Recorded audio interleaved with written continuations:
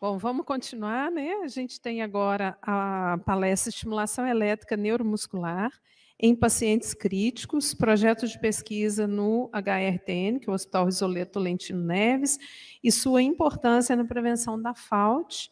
E a palestrante é a Raquel Luísa Lopes Teixeira. A Raquel é fisioterapeuta, especialista em terapia intensiva, mestre em ciência da reabilitação e atualmente doutoranda em engenharia elétrica também aqui pela UFMG. Especialização em fisioterapia hospitalar, especialização em fisioterapia respiratória e UTI, e é fisioterapeuta intensivista no Hospital Metropolitano Odilon Berres. Obrigada, Raquel.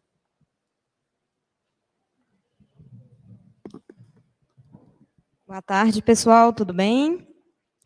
Como a Lígia já me apresentou, meu nome é Raquel, e eu declaro, haver um conflito de interesse acerca da minha apresentação, por ser uma doutoranda do Henrique, que apresentou anteriormente, e ele é o diretor da Visuri, empresa do equipamento que nós vamos utilizar no projeto a ser desenvolvido, que o Falcão apresentou na sua palestra inicial, entre a UFMG e a Unicamp, e inicialmente nosso campo inicial de estudo será no Risoleto.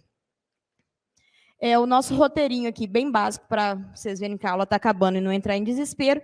Primeiro eu vou falar um pouco sobre a estimulação elétrica neuromuscular, depois eu vou entrar na questão da estimulação em pacientes críticos e falar como vai ser a condução do projeto no Risoleto. Espera só um minuto, pessoal.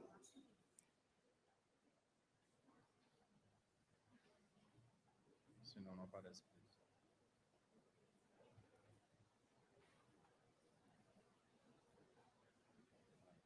Foi?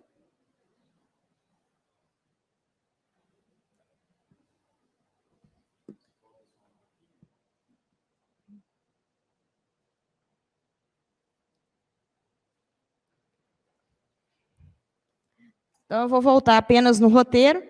Vou falar da estimulação elétrica, a estimulação elétrica neuromuscular em pacientes críticos e descrever um pouco como que será a condução do projeto de pesquisa no Hospital Risoleta. E essa imagem aqui é um exemplo de uma aplicação das Ribelts, que é as faixas criadas pela empresa Visuri, para fazer a estimulação elétrica, no caso aqui do tibial anterior, que é um músculo marcador de fraqueza adquirida na UTI, e ele tem fundamental importância. A estimulação elétrica neuromuscular, ela vem do acrônimo, NMES, que é no respectivo em inglês, que tem um objetivo de aumento e prevenção de perda e força e massa muscular. Então, toda estimulação elétrica que tem como objetivo evitar a perda ou uma atrofia muscular, ela tem o nome de estimulação elétrica neuromuscular. A estimulação elétrica, ela recruta as unidades motoras de forma não seletiva, espacialmente fixa e temporalmente síncrona. O que é isso? Eu tenho um eletrodo aqui. Nessa região que o eletrodo chega no tecido, ele estimula tanto fibras de dor e fibras de condução nervosa para a contração muscular. Tudo que está nessa região, eu vou contrair. E como eu não tenho um padrão de seleção, de recrutamento das fibras, tanto a tipo 1 quanto a tipo 2 e as suas subdivisões, eu tenho uma maior taxa de fadiga quando eu utilizo a estimulação elétrica neuromuscular. Daí nós temos que ter equipamentos com esses controles mais precisos para que os pacientes na UTI não fiquem com um catabolismo maior do que deveria. Então, tem que ter essa medida correta.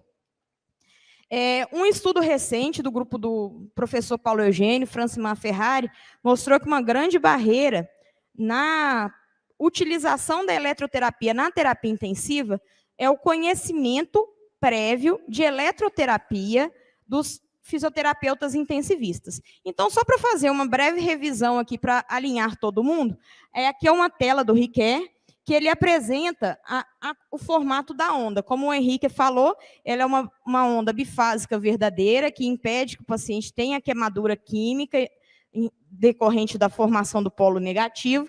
E aqui nós temos um tempo de subida, de sustentação e descida.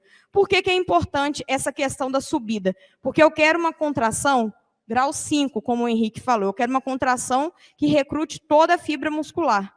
Mas eu tenho que ter ela tem que ser vigorosa do ponto de vista da contração muscular, mas ela tem que ser suave e respeitar o movimento artrocinemático da articulação.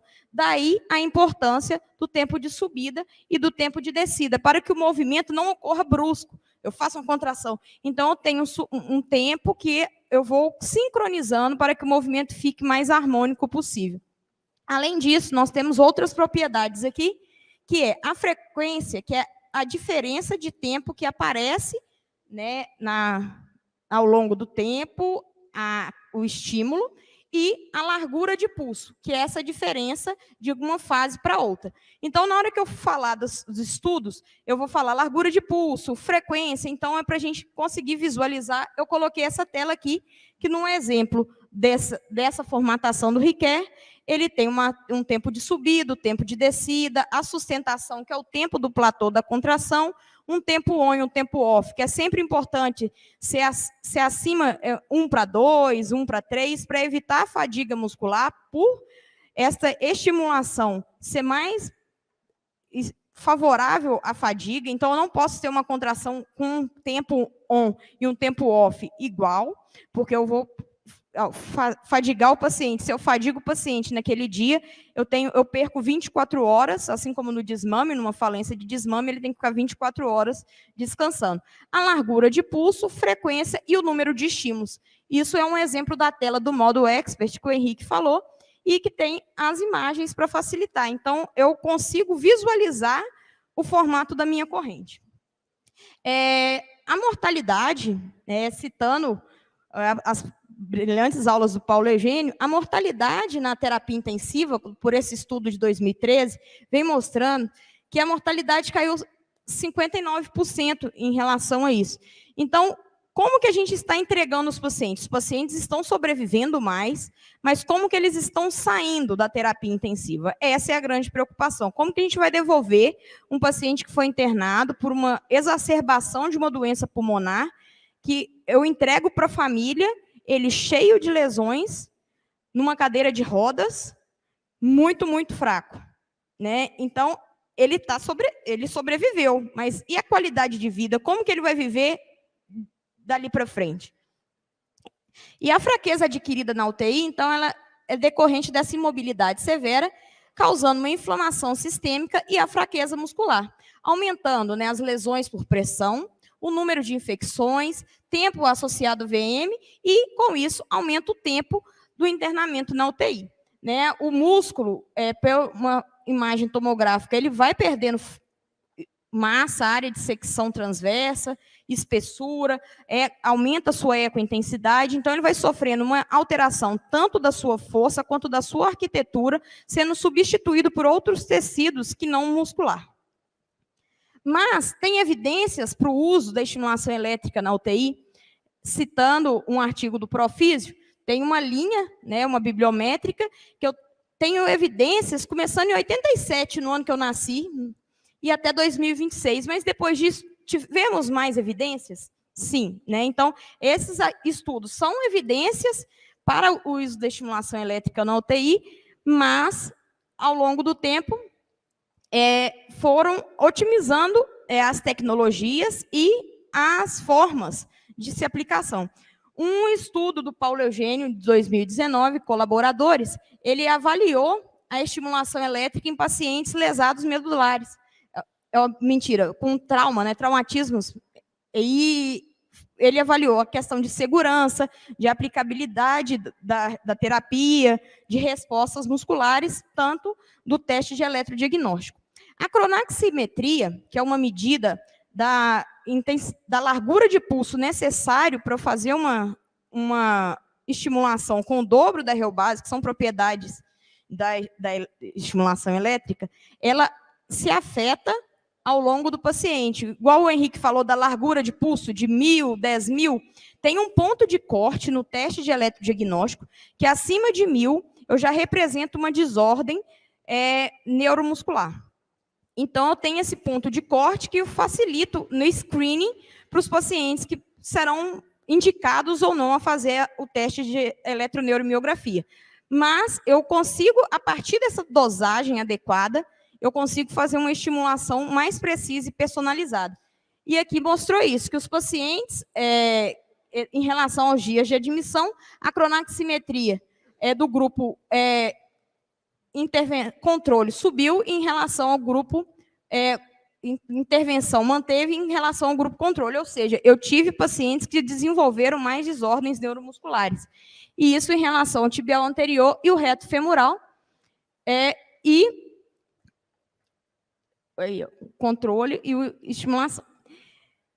E isso também na incidência de fraqueza dos pacientes. Esse estudo, o Henrique já citou na palestra anterior, vou pular, e tem uma grande sacada, esse estudo foi da Miriam Barão e colaboradores da USP de São Paulo deste ano, que avaliou a eficácia e a segurança da eletroestimulação na prevenção de lesões por pressão. Então, eles colocaram eletrodos autoadesivos na região glútea e fizeram um protocolo de 50 Hz, com uma largura de pulso, uma cronaximetria, e nesse grupo eram 149 UN, e dividiram em grupo intervenção e controle. No grupo intervenção, apenas 4 pacientes desenvolveram lesões por pressão na região, enquanto no grupo controle, 35%. 35 pacientes. Isso é uma diferença de em torno de 30% dos pacientes que receberam ou não a eletroestimulação. A grande sacada ao aumento da circulação local e as contrações musculares vão fazendo movimentações no leito para fazer um alívio de pressão durante a contração. Mas é seguro, né, a gente chegar com um protocolo desse para aplicar em pacientes sedados na UTI? Sim, como o Henrique falou, o equipamento ele tem controle de densidade de corrente e tem uma tela que facilita muito a nossa visualização. Quando o paciente está séptico, ele está num momento de um catabolismo muito alterado. Então, os pacientes daquele estudo de Serges, que eram não respondedores, eles estavam sépticos. Ou hemodinamicamente instável. Não é um momento de eu querer ganhar uma atrofia muscular. Naquele momento, às vezes, eu preciso de um protocolo que eu aumente a circulação tecidual. Então, nessa tela, ela nos dá um respaldo muito grande, tanto a segurança, que ela me informa os parâmetros de temperatura, se o paciente está febril, plaquetopênico, por risco de sangramento, CPK, os valores de hemogasometria e as drogas vasoativas e inotrópicas que o paciente está recebendo. Então, quando eu vou iniciar a terapia, eu utilizo esses valores e ele me mostra que naquele momento é um sinal de alerta. Você realmente vai fazer um protocolo de 90 contrações no seu paciente agora? Vamos repensar? Mas e a dose utilizada? Então, pelo aquele estudo de Serges, né, nós devemos utilizar essa contração, né, tentar, sempre que possível, na terapia intensiva, o grau 4 e o grau 5, para que o paciente seja um respondedor de fato. E as contraindicações? Paciente com marca-passo cardíaco, com instabilidade hemodinâmica e metabólica, um paciente que está recebendo aminas em doses altas, naquele momento ele não está com um aporte nutricional adequado, eu não tenho, né, um jet de proteína adequado para ele, então eu tenho que, é uma contraindicação, é uma contraindicação relativa. O marca-passo cardíaco, que por muito tempo era uma contraindicação absoluta, hoje em dia tem estudos que demonstram que eu não posso fazer a estimulação que cruze a região precordial. Se for musculatura de membros inferiores e outras, até mesmo diafragmática, dependendo dos casos, não influencia na questão do marca-passo. Lesão com descontinuidade de pele, por um princípio básico da eletroterapia, porque aquela região vai ser um foco para a corrente se passar mais rápido, eu posso causar uma queimadura. O paciente séptico, gestantes, eu não posso aplicar na região do útero gravídico, e bloqueadores neuromusculares, porque, como o Henrique falou, a estimulação elétrica, ela mimetiza o estímulo, né? Ela confunde o estímulo elétrico, mas o bloqueador neuromuscular ele está ali impedindo. Então, não tem como, eu vou aplicar altas cargas, altas doses, e eu não vou falar, mas não está funcionando. Sim, o paciente ele está programado, medicado naquele momento para que ele não tenha contração. E na tela do Requer sempre vai lembrar, se o paciente for feminino, eu sempre vou ter que marcar se ela está grávida ou não. Tem outras a pedidos da Anvisa, se ele é epiléptico e se usa o marca-passo. Então, eu marco e aparece uma imagem. O paciente apresenta isso, você tem certeza e deseja continuar, dependendo da área que você estiver estimulando, como é uma contraindicação relativa, você estimula. E o nosso projeto agora, em parceria com a UFMG e com a Unicamp, é um projeto de estimulação elétrica em pacientes na UTI. Ele foi idealizado há 3 anos, e a ideia era para pacientes COVID, mas, graças a Deus, com as vacinas, o número de internação de COVID que caiu, a gente pediu um adendo, né, uma ementa, e colocou pacientes críticos em geral, podendo ou não ser. Né? E a gente pretende avaliar a eficácia da eletroestimulação na capacidade funcional, na força muscular, no eletrodiagnóstico de estímulo, no tempo de VM, no tempo de internação de UTI, sucesso de desmame e lesões por pressão. Qual é a relevância desse estudo, gente, para o Risoleta, para o UFMG, para a Unicamp, para os centros parceiros? Ele vai ter como desfecho primário o teste de eletrodiagnóstico de estímulo, que é o TED, e a força muscular com a utilização de 12 canais simultâneos e automatizados. Vai ser o primeiro estudo no mundo a ter como desfecho, como intervenção, 12 canais simultâneos. É um estudo que dá muito trabalho para a equipe, né, como foi feita uma pergunta anteriormente, de aplicação, mas com o treino, a aplicação tende a reduzir mais tempo. E esse protocolo a gente foi desenhado para ele gastar em torno de 25 minutos, 22 minutos e meio de aplicação. E o Risoleta é um hospital 100% SUS, que a gente vai conduzir inicialmente o piloto lá, universitário e o primeiro de Minas Gerais. Então, é um estudo que tem uma importância muito grande para a sociedade mineira. Né? Os pacientes, a gente espera trazer, porque nossos cases são o Einstein, Rede Dor, né, hospitais particulares em geral, e a gente quer ter um case do Hospital SUS aqui em Minas. Então, nossos procedimentos, nós vamos localizar os pontos motores e o teste de eletrodiagnóstico, e fazer a ultrassonografia cinesiológica que o professor Farani apresentou, do reto femoral, bíceps e tibial anterior.